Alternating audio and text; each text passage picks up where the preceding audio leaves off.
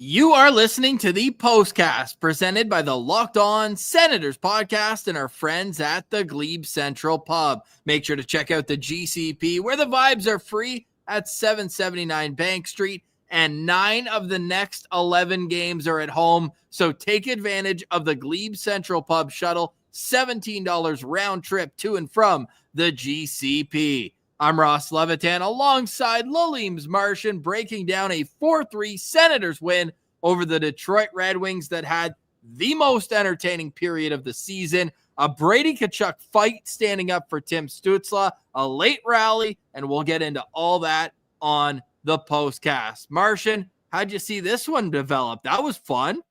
Yeah, I mean, it developed pretty quickly there, Ross. That first period was one of the most chaotic first periods I think I've ever seen. Detroit gets 5 power plays in that period, Ross, and the Sens still end up coming out of that period up 2-0, and that's all they needed to really build off of on the road here to get the W. I mean, I was excited about that first period more than anyone. I had to start one of the Martian call-in shows to get the people's thoughts on that one because I knew people were going to have a lot to say, and it left a lot of meat on the bone for you and I to talk about here tonight. It's one thing to kill off 5 penalties, and the fifth one ended in the second period, but let's count that just for this point. The Senators scored 3 goals within a minute of penalties expiring. So not only did they kill off the penalties, but momentum went the right way. Zetterland himself took the first penalty of the game and then got it out of the box, gives it over, and it's in the back of the net. Thomas Chabot made no mistake on a rush chance. Then the second one, oh, man, I want to dig into this one even deeper. Chaos in the neutral zone starts with a great track from Brady Tkachuk, outmuscles Lucas Raymond. They're spinning one on top of the other over and over again, and next thing you know, the puck's in the back of the net. How'd you see that one? Yeah, Tkachuk had Raymond in like that alligator death roll, you know, when they just grab onto their prey and they just start spinning around and around together. That's what he kind of did there, and Raymond wasn't getting out of that. And obviously Timmy just swoops in there and he's got so much speed, and he's crossing over, and he grabs that puck, and he's burning, right? And he goes down on that left side. And we've been talking about this, Ross. We were messaging a little bit during that period, and we're just like, that's Timmy's signature goal kind of now, right? Where he comes in with a ton of speed on the left side and he burns the defender just at the last second, though. He gets that shot off on the short side, usually is where it goes in, or 5-hole, or he usually shoots it kind of low. But he's scored so many goals like that in his career. And this year especially, I think you and I tallied it up. I think it's like around 6 or 7 times he's done it just this season alone. So maybe Timmy's got his own little signature goal there. I'm seeing the chat calling them the Detroit Ref Wings. That's a hilarious one. I like that. What were your thoughts on all 5 penalties in the first period? Because there were a couple trips, couple dives, dare I say, and it was just outrageous at that point. Yeah, I mean, like I would say maybe 2 out of the 5 were deserved penalty calls that you can give the ref the benefit of the doubt on. But those 3 in the middle, it was probably the first and last one that were probably the ones that the ref I maybe agree a little bit with. But like, I mean, even the first one, Larkin went down pretty easy. And then, I mean, the middle 3, like we could get into all 3 of them. They were all pretty much BS, Ross, I could say. Like Tkachuk, I think the worst one was the Tkachuk high stick where, you know what, maybe not BS because he did touch him up high, but the ref in the neutral zone called it. And the only reason they called it a penalty was because Larkin lost his footing on that one outrageously. Yeah, and also like the infraction happens and the Detroit Red Wings player is on his belly on the ice. He's basically a foot off the ice. So it's not like Brady got his stick way up high. You want to call it a low stick, I'll allow it. If it's a low stick, you make contact with the head, sure. But I mean, like with where his head was compared to where Brady's stick was, it was just kind of an accident more than anything. And I think you can let that one slide if you're a referee. Jeez. Especially when you've already called one early in the game. But then to me, I think the most egregious one was Ridley Greig's. Like it's a play where they're coming back with speed. If anything, Tarasenko kind of holds up Greig. He falls, and then Tarasenko falls over top of him to go into the boards. Like, yeah, sorry, Vladdy. I'm sure that hurt going into the boards, but that ain't 2 minutes. No, it was just a pure accident. Again, just let him play. Let him play, Chris Rooney. I don't know what you're doing out there. I don't know who you got the money line on here out there, but maybe they need to look into that. I was starting to wonder. There could be a conspiracy theory. I've never seen, and Tim Stützle said it in his intermission interview as well, never seen 5-0 penalties in a first period before. So, and especially an important game like this, like keepers, creepers. Let's let these boys go here a little bit. And especially when the Detroit Red Wings, as Pilsy alluded to on today's Locked On Senators, the Red Wings have the 3rd best power play in the National Hockey League. So you're thinking, are they going to get 1, 2, 3, 4? Are they going to score on all 5? They score on 0 of them. And there's 2 big reasons why. One, Linus Ullmark down low was elite. And the Senators give up so much, and we'll get to the goals they allowed. One of them exactly that, the 6th power play they give up. Down low play, cross crease. It's in the back of the net. Patrick Kane, my lookout player to watch tonight. But Linus Ullmark was unbelievable down low on those 5 power plays. And number 2, how many clears did Jake Sanderson have? And off of that, how many times did Jake Sanderson, where most guys would just grab it and clear it, where he kills off 5 to 10 more seconds by skating himself out of trouble to make a smarter play and an easier play for himself? Yeah, I mean, he's incredible, and he's doing all the things that we expect him to do in those situations, like use his legs, things like that, and just positionally sound. But Ross, the blocks as well. He had 3 blocks tonight, but I think all 3 of them probably came on the penalty kill, and they were important blocks. Unfortunately, though, I think it was maybe the last one or the second last one ended up being a goal after the fact. It was a wasted block. But, Jake Sanderson is just like, he's a beast out there, dude. 25 minutes and 14 seconds on ice tonight. Led all defensemen other than Zub. Zub had a little bit more out there. So, man, unbelievable. So, Jake Sanderson, you can't say enough good things about him. And you're starting to notice it now, Ross. I don't know if you are. I definitely am. You see a lot more of the mainstream media and like the NHL accounts, and all these people are starting to realize that Jake Sanderson's really emerging as one of the top defensemen in the NHL. He was so good tonight. And it was unfortunate that after he made that block in a sensitive area that the Red Wings scored right after. I was in the middle of tweeting out, holy smokes, Jake Sanderson just laid one out for the team there, and then ultimately it ends up in the back of the net. I think the breakdown of the comeback should be later on in the show, because this first period was everything and more. Imagine being a fan of another team other than these two and watching that. Like 5 power plays, no power play goals. There was hate, and let's talk about that. Tim Stützle standing up for himself after a complete dive that goes undetected by the referees, surprisingly, by Simon Edvinsson. The taller they are, the harder they fall, and Edvinsson goes down like a ton of bricks. Stützle goes, "Are you kidding me, man?" And then takes a cross check to the face from Edvinsson as well. And that one, maybe I'll give him the size thing, where it's like him cross checking outward at 6'7" is going to get up into Stützle's upper body. And that's why you got Brady Tkachuk out there. He goes up, and do you have the same thoughts as me? And if not, what were yours? I think Brady thought that if he dropped the gloves, Edvinsson was going to try to goad him into a penalty there and not do the same. Yeah, he said, if we're going to go, you drop these things and let's make this thing happen. Yeah, but I love that from Tkachuk, man. Like, just the way he stands up for Timmy, and I tweeted it out earlier. It's the classic, like, big brother coming in to stand up for his little bro. You know, Timmy's dealing with a guy there, 6'7", as you said, and Edvinsson. He's a big boy, even though he's a younger guy. I mean, if you're Tim just Stützle, ask Josh Norris got a full taste of him last week. That's, I think, the game that took him out of lineup for Buffalo. I mean, yeah, you look at this guy, and he's an imposing figure, right? So for Tim Stützle, I'm not like expecting him to decide to defend himself against this big giant Edvinsson guy. He looked ready to. He was kind of like thinking about it, I think, but that wouldn't have been smart. It was very smart of him not to, and we need Timmy out there for obvious reasons. He scored a goal in this game, and he's been so good for us offensively. You can't have him sitting in the box for 5 minutes. But Brady Tkachuk has no problem with it. He just jumps in there. He goes, "Hey, you can't touch the German. You're going to touch the German. You're going to have to pay the price here. You're going to have to talk to the big boy." And that's exactly Edvinsson. Good for him deciding to go with Brady Tkachuk, because I don't think this guy's known as like a fighter. Edvinsson's a Swedish guy, right? And yeah, he's silky. But I mean, when you're 6'7" and you're playing that way, you're gonna have to stand up for yourself.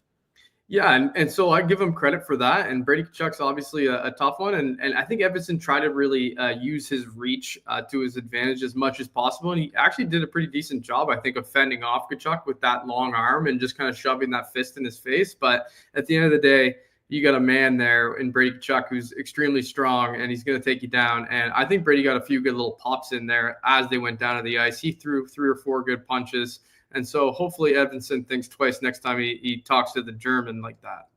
Great fight. And of note, Martian, Timmy would have still been in the box serving a fighting major when he put the puck in the net. It was 4.5 minutes later. Brady sits for 5 and gets to bang on the glass and watch his younger brother, the superstar, put the puck in the back of the net. That made it 2-0 Ottawa. Unassisted goal for Tim Stützle on that one. We should mention on Thomas Chabot's goal, Fabian Zetterland gets an assist, his first point with the Ottawa Senators. I thought he's been a dog on pucks. I've really liked Fabian Zetterland's game, despite the offense not coming as naturally as it has for Dylan Cousins since coming over at the trade deadline. On the other side, we do have boots on the ground report. I'll get your final thoughts on that too, because we got so much more to cover on this game. Not only will we got the exact same boots on the ground report, Clark Tyler, because I was like, man, if you had to cover that loss in Buffalo and you're going in Detroit, we need to get your thoughts on the atmosphere in this game tonight. What were you going to say first, though, Marshy? I was just going to say, the thing with Zetterland, right, is he's getting so many chances because he's so good at getting into the areas you need to get to score goals. And for me, watching this player right now, he's probably had, I would say, around 8 really good chances already as an Ottawa Senators, and we know he hasn't got a goal yet, but it's going to come because, like, this guy is finding those soft areas of the ice, and Tim Stützle is the perfect guy to be able to find him. So I'm not worried about Zetterland one bit, and it seems like they got a good off-ice chemistry and on-ice chemistry thing going between the two. I wouldn't break them up just yet. That's for sure. Yeah, well, we know Timmy only gives his barber to his best buddies. That's so right. Us and Zetterland's gotten the cut, too. Yeah. Senators win this game 4-3. We'll discuss the late surge by the Detroit Red Wings that turned a 2-0, then 3-0 lead early in the second into a 4-3 victory. It was 4-0 at 4-1 at one point in this third period. The Red Wings get 2 late goals and got a push at the end, hit a post. That's why the thumbnail says it's a win of inches in this one.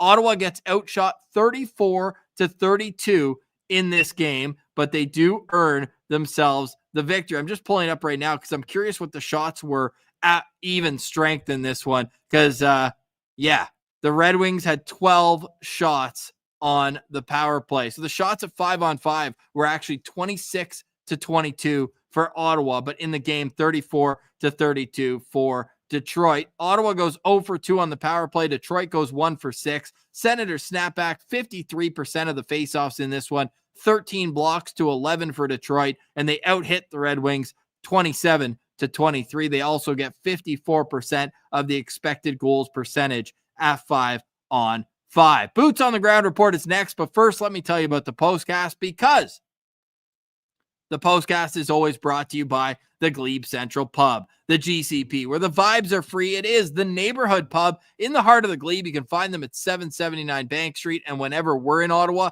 you can find us at 779 Bank Street. Great food, awesome drinks. The service is top-notch. The Smash Burger, highly recommend. I got that before we went to the March 1st game against the San Jose Sharks, and this is what we love to see and why we say get your tickets early. The March 29th shuttle against Columbus this Saturday is already sold out. They've also got shuttles April 3rd against Tampa, April 5th against Florida, April 11th against the Habs, and then Chicago on the 15th, and the final game of the regular season against Carolina. All buses are $17. The bus leaves an hour and 15 minutes before the game, gets you there with plenty of time to have a beverage, go to the washroom, and make it to your seat in time for the national anthem. And we know that it takes you right back to the pub 15 minutes after the game for more vibes. And on Saturday nights, live music at the Glebe Central Pub. So head to where the vibes are free. It's the GCP, our official pub. Support us by supporting them.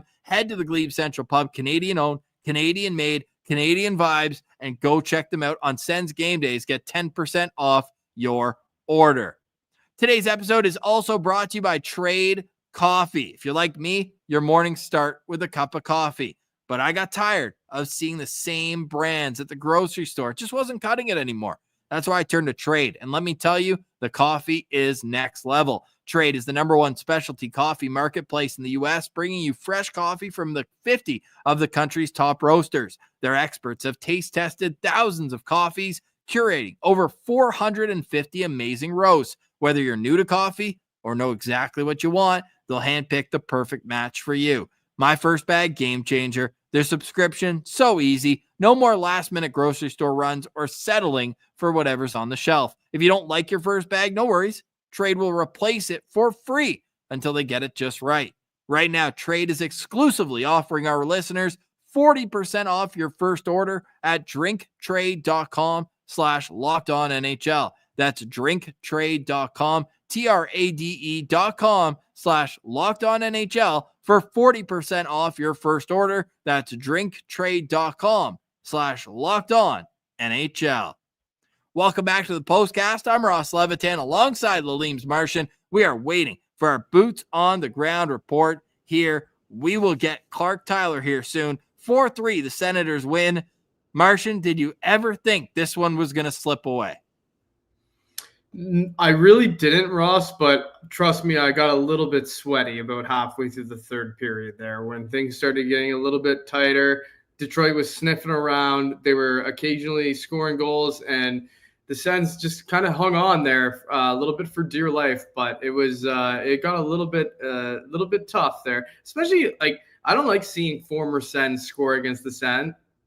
So when Tarasenko got his, I was a little bit like, like this is like bad mojo going our way here. DeBrincat had already scored. It's like, okay, I don't like that former Sens are scoring against us. So there was a little bit of an air of caution in the air. So I didn't like that, but I was pretty confident that they were going to pull it out. They know how important these games are, and they're clearly playing like that. Like they know. So they're bearing down on a lot of pucks out there, and it's tough to deal with when they're playing that hard.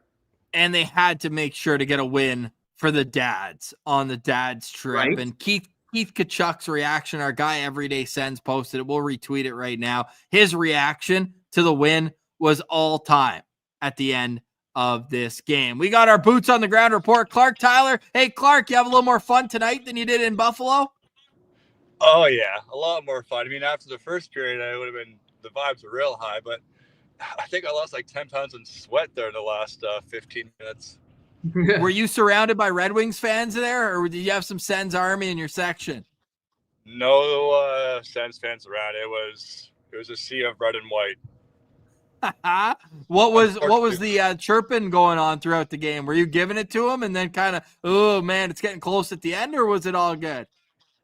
I mean, I wasn't giving them too hard. I had some good conversations with a few people behind us, but like there was no real tough banter for them. Instead, enjoy the golf season more or less, and we got the win. And I'm pretty happy I didn't do too much aggressive chirping when the Sens were up 3-0, because that would have backfired pretty quick. Nice. No, Clark, you've been on a little bit of like a road tour here all of a sudden. You must be living somewhere over there in like London or that kind of area. Like, how are you getting back and forth between Buffalo and Detroit so quickly like this? I love it. Yeah, I live down in Niagara, so Buffalo's in the backyard, so it's easy to jump over and before terrorists grab a case of beer for cheap and come back over. But my cousin lives up in here in Windsor, so doing a little cousin trip, and came over tonight for the game, and I'll be up in Ottawa next Saturday for the Panthers game. Hell yeah, man. And can we expect seeing playoffs too? Can I say that word yet? Are we okay with saying that word? You can say it. I'm getting pretty comfortable, but I don't like the whole percentage thing. I'm just, when they see the X next to the name, that's when it's locked and loaded, because we saw last year with Detroit. They were right there. Philly, the same thing. They were all right there. And you just gotta wait until the X is beside the name. But I'm pretty close to saying it, but not yet. I think all the 9 of the last 11 games at home to me is kind of like the real pusher that like things are looking good. Yeah, that gives me a lot of comfort. It sucked that whole stretch when they were on the road from World Juniors, but it's going to pay dividends here with this stretch. I mean, it's a little more breathing room than we were expecting and hoping for, but it's unreal. We got Columbus and Pitt on the road, so it shouldn't be too bad. But let's get her done. Let's wrap this thing up, and I'm ready to get back for a first round, blow the barn off again. Oh my God, just all the woohoo towels, the white towels in that barn. There's nothing like it, man. That neon Dion moment, that pop. I need that pop in my life right now. Oh, so bad, man. Okay, speaking of big moments, take us back to your feeling watching Tim Stützle standing up to Simon Edvinsson and then Brady Tkachuk saying, hey, if you're going me. Edvinsson effed around and you found out. Oh yeah, buddy. That was awesome, man. I see are you rocking the captain jersey right there too? Yes, sir. I tossed this one on for let them know what's going on. The captain means business in this house. Who wants it, right? Exactly. We want it. Clark, who's your Sen Central standout in tonight's game? He didn't get on the stat sheet, but I loved Cousins' game tonight. He was unreal, like protecting the puck with the body, making the right plays, getting down low. He was such a standout, even though he didn't get on the board. I just loved the game tonight. It was unreal. Dude, there were a couple of shifts in the second period. Marshy put in the group chat, and he was fired up, and so were we, where they had 3 chances, and it was Dylan Cousins with Ridley Greig and Brady Tkachuk out there for a few shifts. And you're like, good luck handling those boys down low, eh? Yeah, it was almost like he had that one slot chance right there, kind of like how Zeddy had a few opportunities in Buffalo. It just couldn't buy one there, and he was buzzing trying to get one there, but can't get them all. But if you play a complete game and just do that away from the puck or with the puck, that's what gets the W's on the board. Certainly does, man. I'm glad you got to see one on this little 2-game trip, man. We're looking forward to you coming to Ottawa, and safe travels doing it, and get home safe tonight. And I'm glad we got a W in our tank. And Clark, buddy, you're the first guy on a postcast with the Senators being over 80 points in the standings. Let's go. Not a big deal. Let's go. Awesome, man. Thanks for doing this. No problem. Just did that Greig penalty look egregious on replays? Because they don't show replays and they don't show anything on the Jumbotron here. So I was very rattled by that one. We were saying like Tarasenko basically was like, I wouldn't give Tarasenko a penalty. I thought it was just a good battle, but he tripped. Anyways, Greig fell And then Tarasenko just fell over top of him, it looked like. Yeah. And like he didn't like it's not like Tarasenko lost advantage to the puck because he would have had it right there. And I was very confused by that one. But it was, to get out of that first period with 4.5 penalties pretty much there, that was a tough one too. I mean, we didn't get a lot of shots, but we got through. We got through it. And in the building, it must be nice too, where you kill off a penalty and then score right away 3 different times. Oh yeah, massive. But we just kept saying like they're bound to let one of those power plays in because it was when you get that many chances to the third best power play, no matter how bad they were in the first 4 or 5 of them, one of them was going to go, and it kind of led to a few extra goals. But hey, got the dub. It's all that. Better that in the third period than in the first, though, eh? Oh, yeah. I'll take those quick goals to start. No doubt. Hey, appreciate you jumping on, Clark. Enjoy the rest of your evening, and go Sens, go. Go Sens, go. Got better lighting today. Thanks for the you're looking sharp, man. You're looking sharp. Yeah, we couldn't see Clark last time. Yeah, I heard it like right after I got off. Pilsey's like, Clark really wanted to hide his identity there. I'm like, and I listened back the next day, like, oh man, I got sewered. I was driving, so I couldn't do much. I'm passenger right now, so it's all good. Hey, nice. You sound good, you look good, and the Sens looked even better. So, hey, appreciate you, man. We'll do this again when you're in Ottawa. It'd be great to have you back on. Oh, let's do it. I might have a few more pops in me too then. Hey, there you go. There goes Clark Tyler. Sens Central. Go Sens, go. On the ground report. Little Go Sens go on the way out. Love those boots on the ground report, and they just keep getting more enthusiastic as the Senators continue their march towards a good time at the end of April. We got more on this game. We got our Sens Central standouts and a whole lot more. But first, allow me to tell you the Postcast is brought to you by Indeed. If you have a business and you're realizing I needed to hire someone yesterday, you need Indeed. It's easy to hire. When it comes to hiring, Indeed is all you need. Stop struggling to get your job post seen on other sites. Indeed sponsored job postings get your post at the top of the page and help you reach the right candidates faster. I've been in that spot where I'm at work and I'm like, hey, we need to hire right now.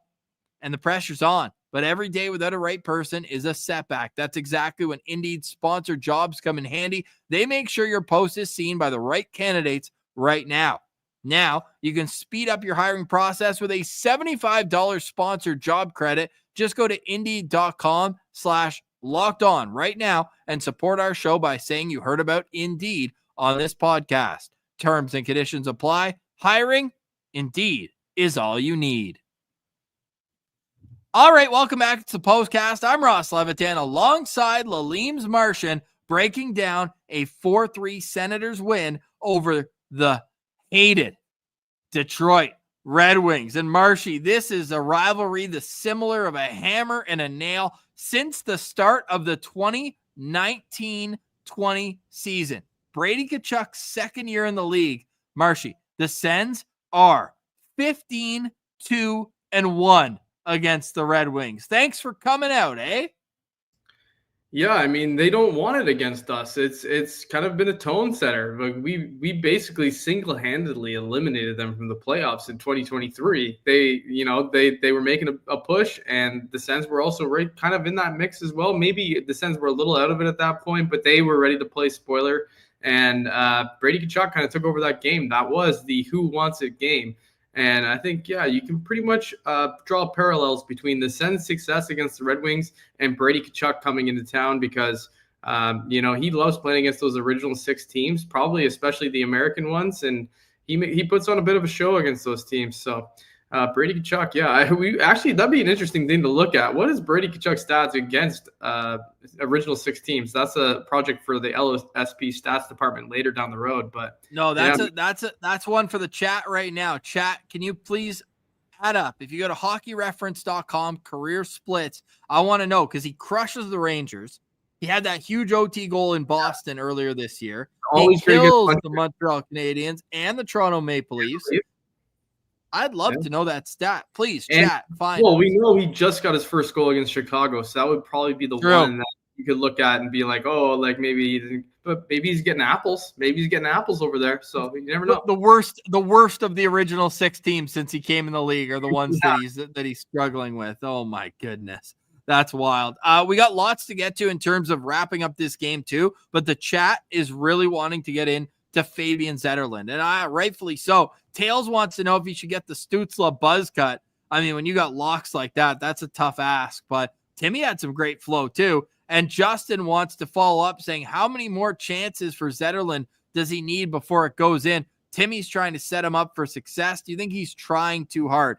I would say not trying too hard, but I think it's one of those where when one goes in, the floodgates are going to open. He looked hard on pucks tonight. The game in Buffalo had 5 shots on goal. I don't know what he finished with tonight off the top of my head, but I thought he was a positive impact player for the Sens tonight. Had an assist, had 2 shots on goal, and played only 11 minutes because, and we'll get into this too as it rolls into another comment from Justin, they take him off of Timmy's line in the third period when they're up because Michael Amadio is a defensive stud. And they had a line of Stützle, Amadio, and Giroux that shut things down when it got to 4-3. But what are your thoughts on Fabian Zetterland first, and what you think his offensive output will be with Ottawa down the stretch? Yeah, I think it's one of those funny things, right? When you come to a new team, and I think Zetterland, if like his first game with the Sens, he scored a goal, he might have 4 or 5 right now for the Sens. But because it's taking a little bit of time, that pressure's kind of just accumulating on him a little bit. And I think maybe he is gripping it a little tight. But like you said, Ross, he's in the right places. He's getting chances, which is the greatest sign you can ever have. Like, if he's out there and he's not doing anything and not getting any chances, and we're not noticing him out there on the ice at all, then there's reason for concern. But he's still playing like a good player. So I think it's just a matter of time. I mean, we look at a guy like Shane Pinto as well. He hasn't scored in 6 games either. So is Shane Pinto like a reason for concern? No, we know he's going to eventually start scoring. And I think you can basically say the same thing about Zetterland. Like, this guy is going to bury pucks. As soon as it comes, it's going to come hard. It's going to come, and I'm looking forward to those moments where he steps up big. But I thought he was a positive player tonight and has been over the course of his tenure with the Ottawa Senators. Obviously, you give up a second-round pick, you give up a Stützle to get him. You want to make sure that it's a good fit, and it feels like with Timmy, it will be a good fit, and the floodgates will open. I'm confident with Fabian Zetterland. So the Sens are up 3-0 going into the third period of this game. And if not for Michael Amadio's goal that had to be reviewed, we might still be playing in this one. Amadio gets what ends up being the game winner. He's second on the team in goals since February 1st. We're going on almost 2 months now, and he's been elite defensively. Let's touch on that goal first and then how they let it slip away a little bit after. What did you see on the Amadio goal? Did you know it was in right away? It was a breakaway, stop by Talbot, a little tap almost on the pads by Amadio as he went by, and then chaos around the front of the net.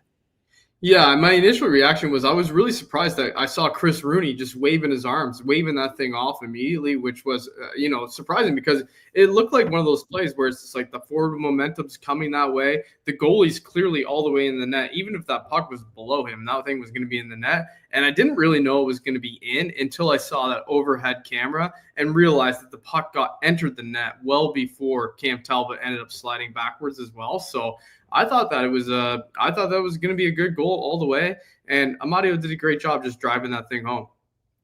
I set my my bar low for that one. I said it should be, but won't be a goal. But I'm glad that Toronto had to come in and save the refs from themselves for that one. They had to say, "Hey, let's go upstairs here." That's a continuation play, and I'm glad that the Ottawa Senators were able to cash in there. Obviously, at the end of the day, at that point, it would have been 4-1, but they needed every single inch in this one because at 3-2, the Red Wings hit the post, and that could have changed the entire complexity of this game. So I'm glad it didn't get there. But how did it get there, Martian? Like, obviously, the 3-1 goal we touched on, that was a cross-ice feed. Sens give up so much down low on the penalty kill with that diamond formation. But then the 3-2 goal, and of course, it's Vladimir Tarasenko. Yeah, I mean, like I said, I just don't like seeing, these former Sens scoring goals, and that's when the reason for concern starts coming into play there. Tarasenko, we know he's capable of shooting the puck still at his age, and we've seen it on this team. At times when he was playing for the Sens, he was able to score goals in that area from the slot. Like, he just buries pucks from there. and he kind of spins that one around and puts it far side on Ullmark, and it caught Ullmark off guard, I thought, a little bit with that shot. But that's what Tarasenko does. He's the Tarasenko show for a reason. He's a good player still. He's still got something.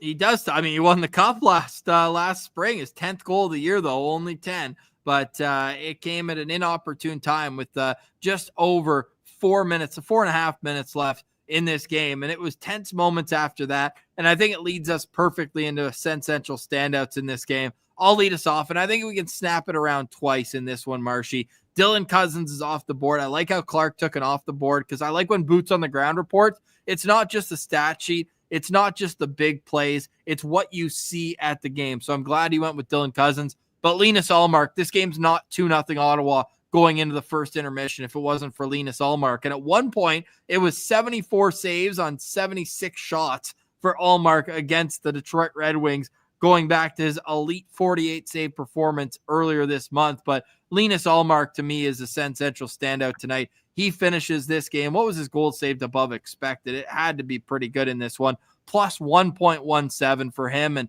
I thought he was just calm, cool presence and really helped this team find their footing early on. Yeah, especially early on. And that's what you say about good goalies and having a nice starting goalie. It feels really good to have a guy like that in there, by the way. But just like he made the saves when they needed him to make the saves. And early in the game, when the pressure was on them on those penalty kills, he was lights out. He was so steady in there, super calm, just relaxed in the net, just a brick wall. So I love that standout, Ross. You look at that like kind of end of the game where he gets a couple on him, late, three goals in the third period, but he had a shutout going. Can't really blame him for many of them either. I don't think you can blame them. You can't blame him for any of them. He was so good early in the game that you got to let that slide. I actually was hoping he was going to get the shutout because it kind of just looked like one of those games through two periods where he was just going to be unbeatable. But yeah, Ullmark was really good. I'm going to go with another kind of not on the score sheet guy here tonight, but leading all forwards in ice time tonight was Ridley Greig, and obviously that's mainly due to the 5 penalties that they had to kill in the first, and then the additional one later on in the game. If they're not 2, I don't know how many power plays do they have? 6, 7? Anyways, 6. Ridley Greig was he was out there a ton tonight, and he was noticeable in a good way. He was blocking shots. He had 2 of those. He had hits, and he was just doing a great job being a dog out there. Obviously trusted in all situations for Travis Green, using his speed in all these different situations. Penalty kill, 5-on-5. He is developing into, we knew what he was. Like, we saw him at the World Juniors. We've seen him at different levels playing for the Brandon Wheat Kings, and in the the preseason, he's shown really good flashes of being a super skilled, good player, and he's starting to really develop into his own. And also, the thing I really like about Ridley Greig, and you hear people talk about players being prickly, I wouldn't define Ridley Greig as prickly, even though he definitely does inflict little minor injuries every now and then. He is more of a sticky player is what I'm going to call him. He's a sticky player because every time you get near him and you engage with him, you're in it for the long haul because he's not going to let you go. He's always going to give you that extra nudge, that extra little tug, that extra little thing, and just enough that the referee's not going to call it.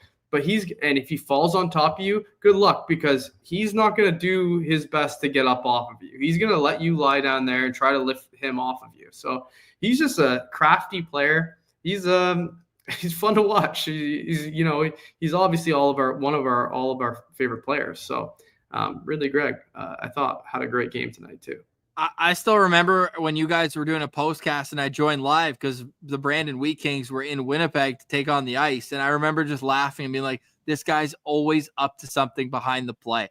Like, he's found a perfect line to tether where he's not taking bad penalties often. Tonight was a bad penalty on the refs, not on him. And I just love that. And this is, I want to shout out Owen here. Great citizen, always chiming in the comments. He works on every line. Like, there's not a pigeonhole where you're like, oh, we got to have Ridley Greig in this spot. And that's kind of what Norris fell into, where if he's not the second line center, where's Josh Norris playing? Ridley Greig is the most versatile player on the team.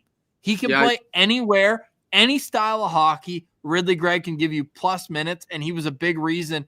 I'm sure his minutes would reflect that too, but that first period where they're shorthanded for so much, Ridley Greig's awesome, and that's a great shout out right there. I'm going to go with a more obvious one, but another depth player, and Justin called it earlier, so I'm going to pull up his comment right here.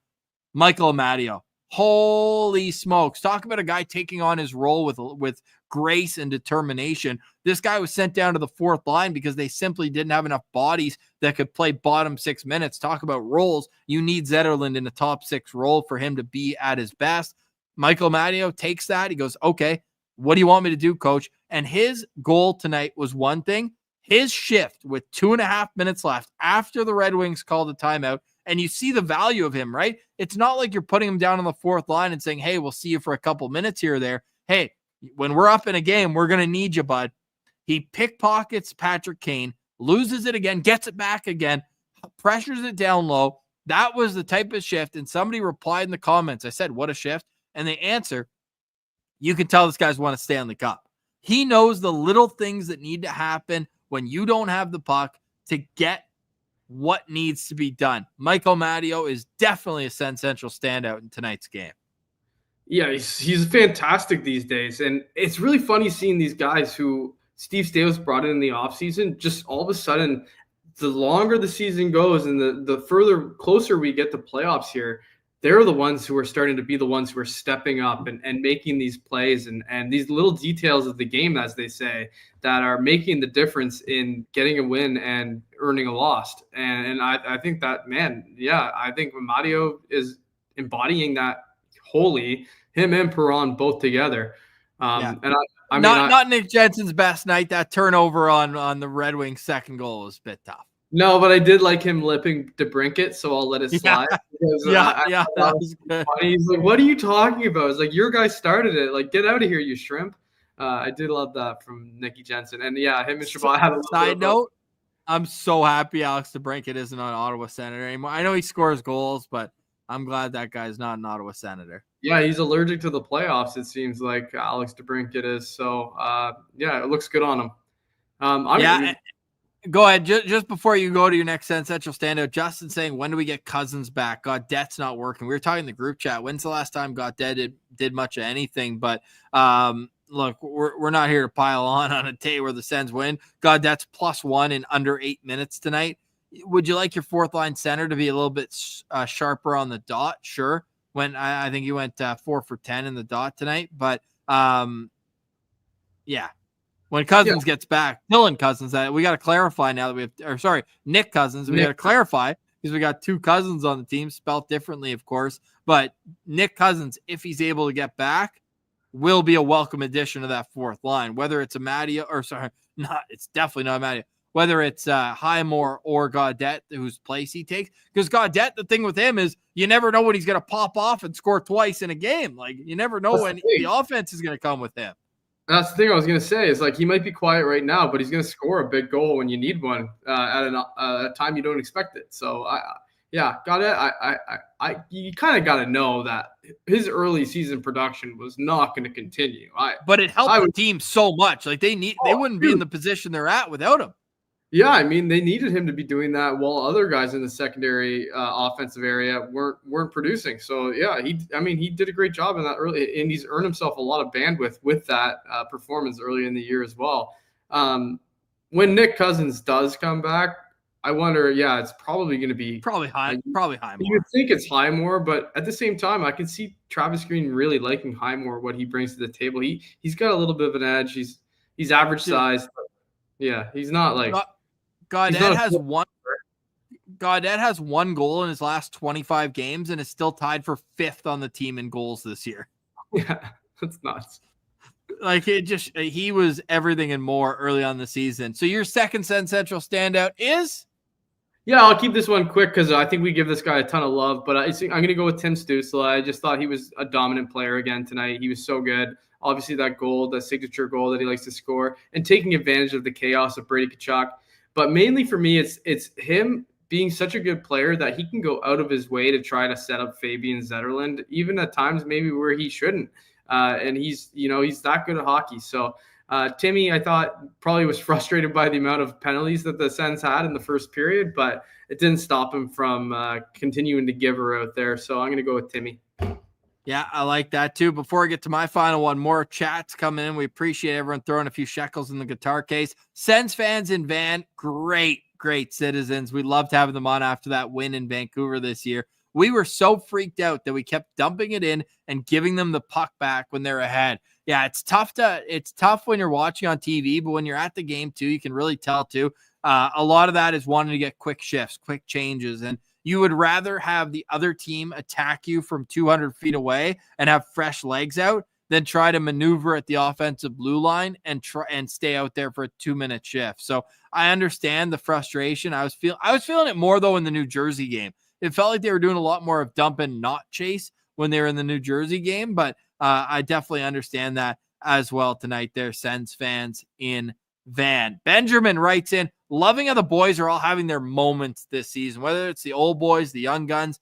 They just try to line match against these guys this year. Just try to line match against these guys this year. The Senators, you talked about this morning, they got 3 first lines right now when you have a Pinto, Tkachuk, and Greig line, and then the other 2 top lines with Giroux alongside Stützle and Zetterland, and the line that's been together majority, if not the totality, since the trade deadline with David Perron, Dylan Cousins, and Drake Batherson. So the Sens are throwing you different looks, and it's going to be tough. As what Brady said recently, it's going to be tough to compete with them in a 7-game series, especially when Linus Ullmark is playing at top of his game. Wally writes in, go Sens, go, need to figure out how to squash other teams' pushes before they happen. That's a very fair point. My key to victory tonight was win the third period. They lose the third period 3-1, but still find a way to win. But that's something that going forward, they're going to have to find these third periods. Like early on in the season, and their record shows it, when they were up, they were able to just lock it down. Third periods are going to need a little bit of help here, Martian, going into the final stretch. Yeah, just touch that up a little bit. I think you can look at these game tapes over these last 5 or so games where they haven't been perfect, obviously, with that record that they've got going right now. What is it? 2-3 or 2-4 in their last 5-6 games. So they got room for improvement in a lot of different areas, and that's kind of nice that they have that luxury that they're making mistakes now that they can correct when the playoffs actually do come.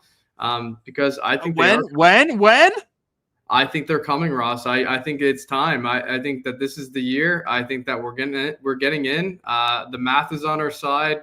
They're in the driver's seat. I believe in this group. I don't think there's any reason to think that this team's not getting into the playoffs, man.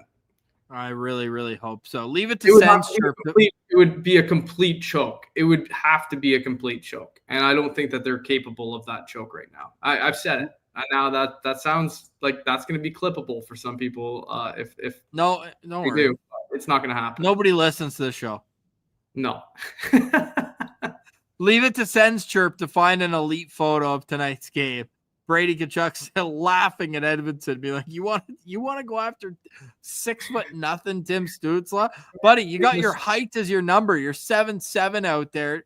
Don't be a hero. I know you got ice all over you from falling so easily. Well, why don't you stand up to a big boy? And I asked on Twitter at Sens Central, what was the better dive?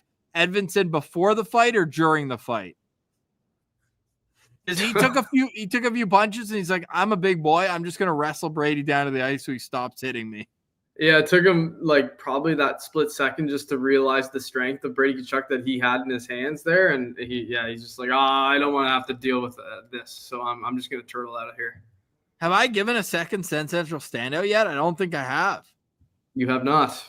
Oh, my goodness. So just in time for the NHL.com website to take away the box score from me. So I'm going to go off feel. Revenge game. We love a good revenge game. David Perron will be my second Sens Central standout. So another offseason acquisition. I go with Amadio and Perron tonight.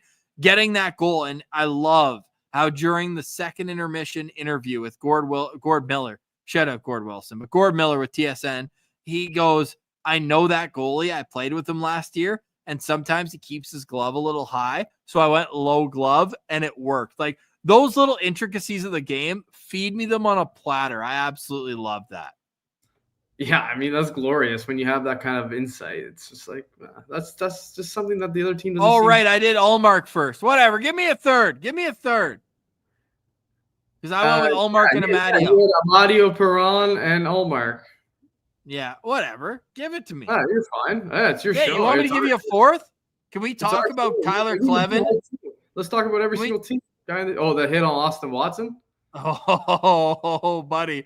Austin Watson got hit in the sternum and his neck went back. I thought it was going to hit his feet. The slow motion replay on that one was all time. And I love seeing when Watson's wires cross because he gets so swiftly. Yeah, he just looks like, so I cannot wait to lose a fight right now. Yeah, I don't even think he got another shift. No, hey, shut it. Hey, he got called up after all year in Grand Rapids and scored in back-to-back games. Not tonight. That would have. That was a great hit, though. That was a clean hit. Hit. Oh, very clean hit. And yeah, it was kind of a weird one. It was almost a reverse hit because I think like Clevin basically touched the puck first and then made the shoulder contact. Close. Three wrong Senators. Place, wrong time. If Watson would have scored tonight, that would have been too many former Senators scoring against the Sens. So I'm glad that didn't happen. That's fair. And Windsor Sens guy says, how do you ignore Sanderson? I feel like we talked about Sandy in the first segment. I feel like a first segment mention is even better than a Sens Central standout. I don't know if there's a guy on the team we haven't mentioned yet. I'm going to be real. I think we've talked to all of them. Touched on Thomas Chabot's goal tonight. Drew. Actually, Drew's I'm probably glad you brought this up. Everyday Sens just posted that the pair of Jake Sanderson and Artem Zub was elite tonight. So shout out Artem Zub too. Yeah. 2-1 when he was on the ice tonight. 82% expected goals. 9-1 were the high danger chances when that pair was on the ice. So you know what? Let's give some love to Artem Zub as well. Zub. Yeah, throw in the chat, people. You know what to do when you get a Zub. Throw some Zub in the chat. I also want to give some love to Postcast member. So you know what's going around, that morning routine that guy did where he wakes up at 5 a.m. and does nothing until 8. Yeah. So what's that? Yeah, he's like a former athlete, like a college athlete or something like that. Yeah.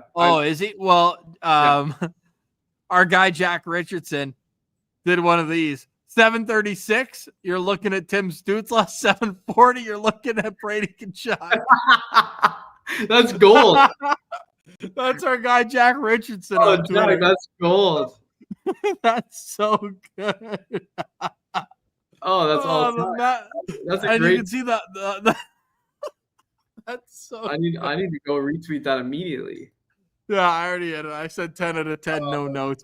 Windsor Sens guy follows up, said Alex Lyon should be a standout. Buddy, Cam Talbot was really good in this game. Talbot was really good. Well, the first save he made was a beauty, so I was like, oh no, not him again. All these former Sens goalies, man. Oh, you know what I'll do? I'll quote tweet Jack, and I'll do, if I can find a photo of Edmonton below Brady Tkachuk after the fight, and be like 7:44, you're on the ground right behind. Yeah, that would have maybe been the only improvement you could make on that thing. But yeah, that's shout out to Jack, man. What a beauty. Hey, Jack's still working hard, even though he's not on the postcast tonight. He's making things happen. Jack's the best. Only 100 likes on that. We need that to be like at least 250. That's an all-time meme. It'll get there.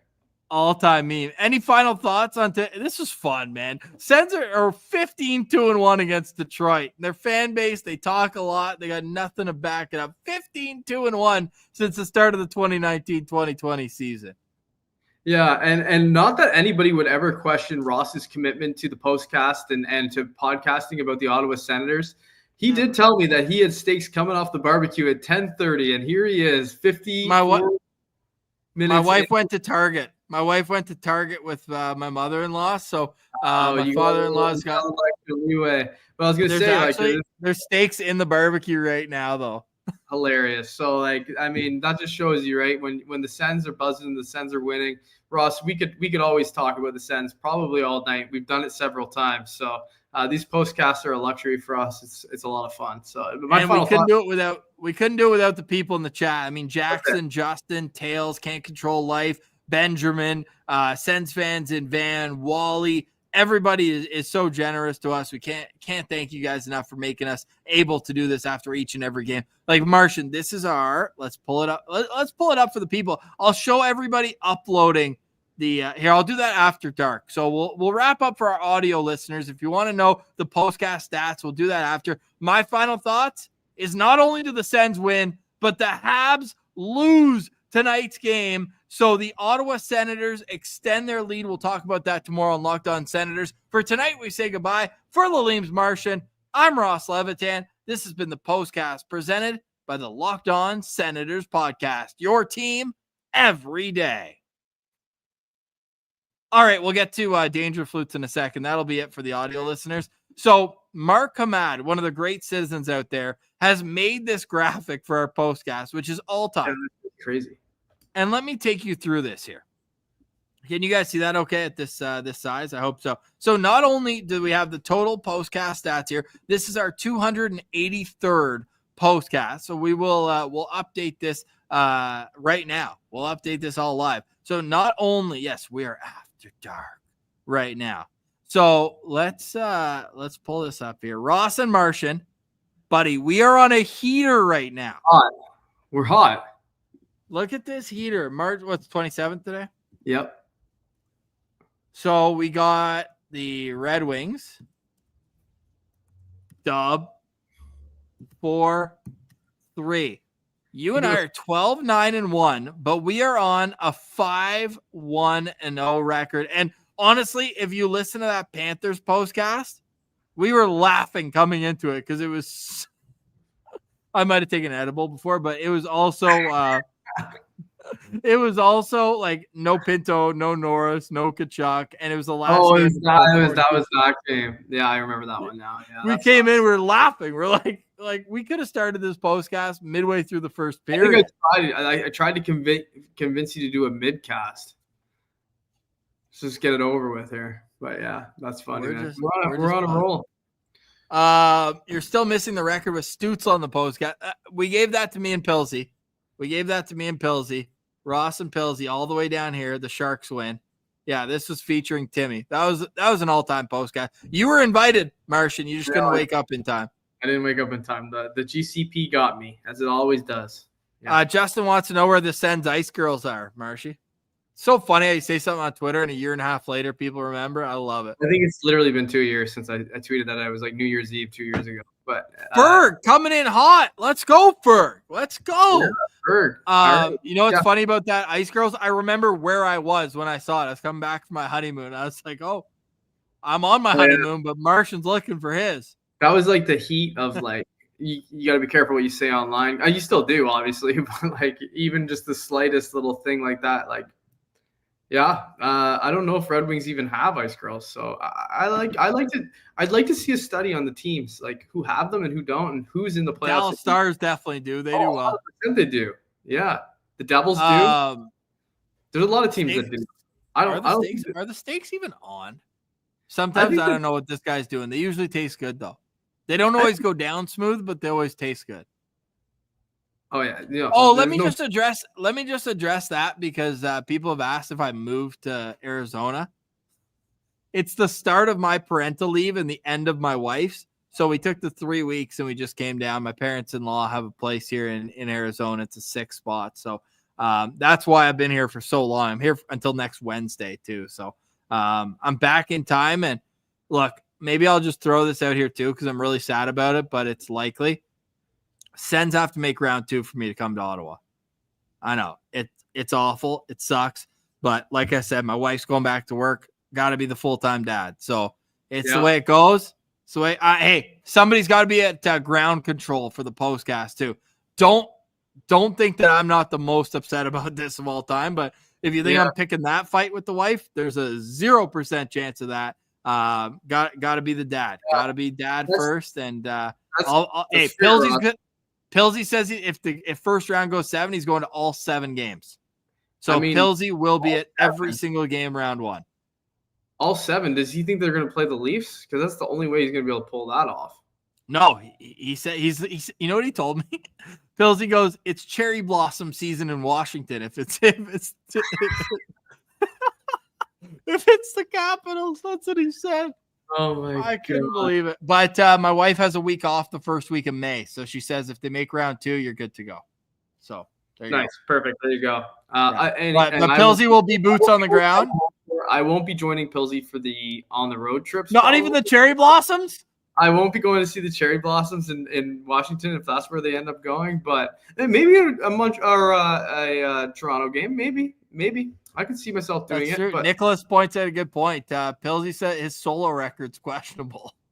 Yeah, maybe he should just not. No. Well, I don't think they're playing Washington.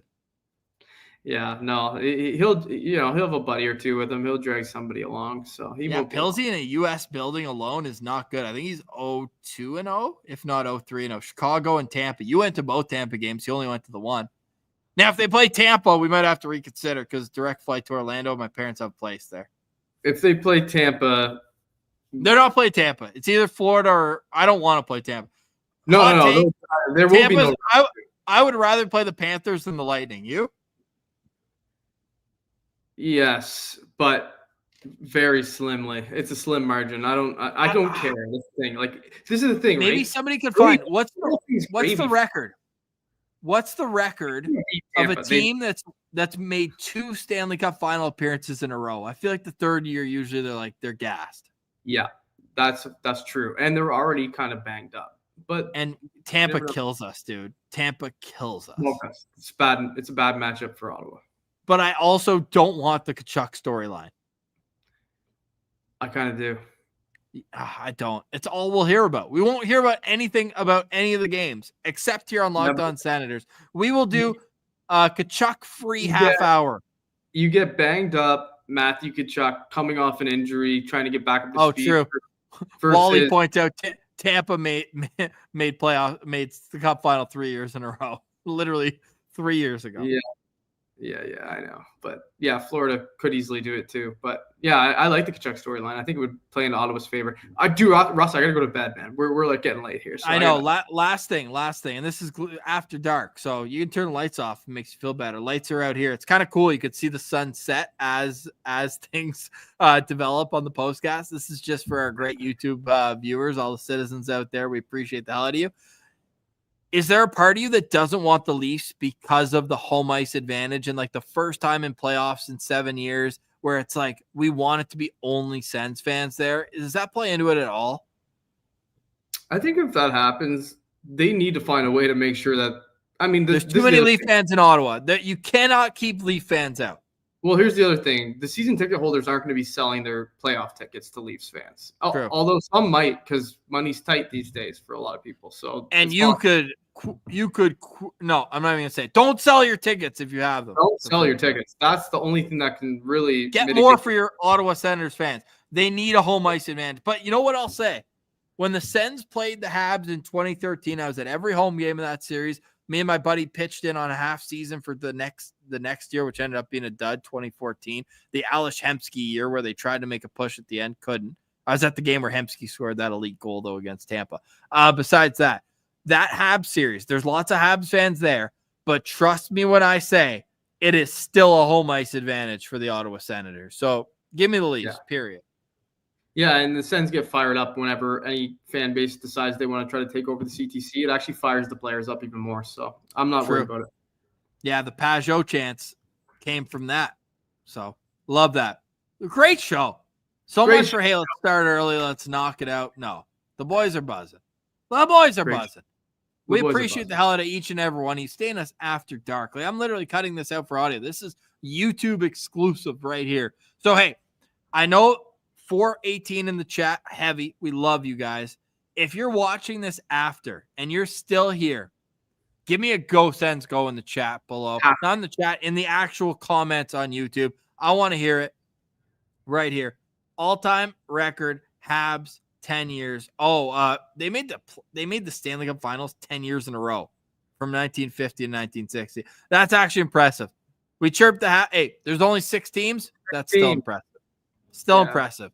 Let's get the Sens to playoffs. Let's get some Go Sens goes in the chat. Everybody who's here after dark, you know what? Here's Danger Flutes.